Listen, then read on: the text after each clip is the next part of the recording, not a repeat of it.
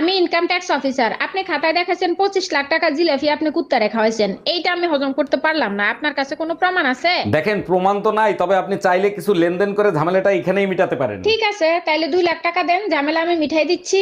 আজ থেকে তোমার আর আমার সম্পর্ক শেষ। আরে হ্যাঁ, যাও যাও। চলে যাচ্ছি আমি।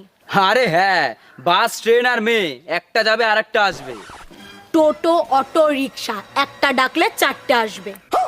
জামাই কই তুমি? তাড়াতাড়ি এদিকে আসো। শালা শ্বশুর বাড়িয়েও শান্তি নেই। কে আম্মা জান, আপনার মেয়ে কি মরে গেছে নাকি? এসব কি বলো জামাই? সকাল থেকে মেয়ে বমি করতেছে, যাও মিষ্টি নিয়ে আসো, সুখবর আছে। আরে কিসের সুসংবাদ? লেবুর রস করে খাওয়ান, সারা রাত বসে মদ খাইছে। শোনো, আমি যা মহান কাজ করে রাখছি না, এতে মানুষের বহু উপকার হয়। কি এমন মহান কাজ করেছে যাতে মানুষের উপকার হয়? মানুষের উপকার? আমি রাত 4টের সময় ঘুমাই যাতে রাত্রেবেলা বাড়িতে চুরি না হয়। আমি মেয়েদের পেছনে পেছনে ঘুরি যাতে মেয়েরা সাবধানে বাড়ি পৌঁছাতে পারে। এই নাও 5 লাখ টাকার চেক, আর আমার মেয়ের জীবন থেকে চলে যাও। কি রে, দেখলি তো আজকালকার দিনের ভালোবাসা? সামান্য 5 লাখ টাকার জন্য তোকে ভুলে গেল। কাকিমা, আপনি যদি মনে করেন 5 লাখ টাকা দিয়ে সবকিছু মিটমাট করে নেবেন, এটা আপনার ভুল ধারণা। মিটমাট করতে গেলে 10 লাখ টাকা লাগবে। মানে? আপনার ছোট মেয়ের সাথেও আমার 5 বছরের সম্পর্ক আছে।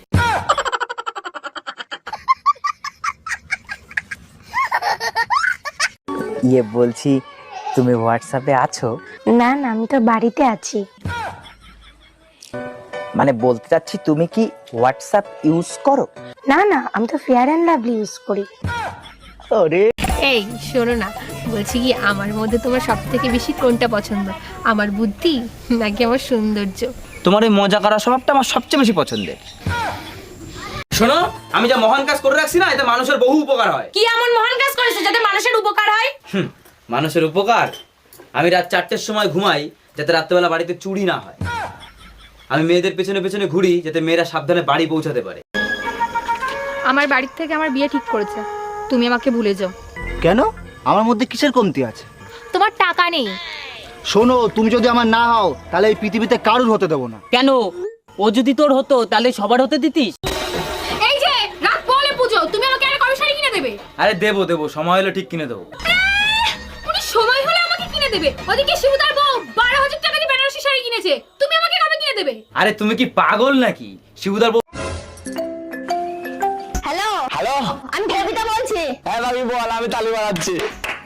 এই জানো, এবার কিন্তু আমাদের বিয়ের 14 বছর পার হবে। বলো কি, তাই নাকি? তাহলে এবার উপহার তুমি দিবা। আচ্ছা ঠিক আছে, তুমি যা চাবা তাই দেবো, বলো কি চাও। 14 বছর সাজা খাটার পর সরকারও মুক্তি দিয়ে দেয়, তুমিও আমারে মুক্তি দিয়ে দাও।